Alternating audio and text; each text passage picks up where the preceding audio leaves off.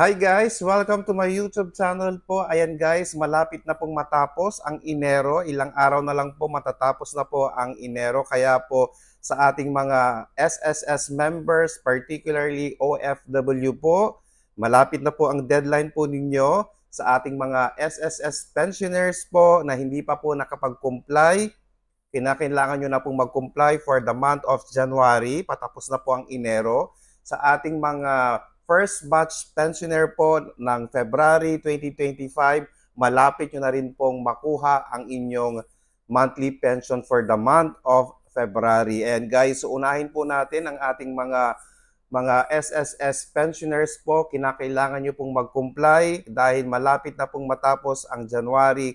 Kung hindi po kayo makakapag-comply sa inyong akop sa mga birth month po na January, magkakaroon po ng suspension ang inyong mga monthly pensions po. Ayan guys, sa ating mga SSS members, particularly OFW po, hanggang 31 na lang po ang deadline para po mabayaran po ninyo ang October to December 2024 po na contribution. Pag hindi nyo po ito nabayaran, magkakaroon po ng gap or butas ang inyong contribution.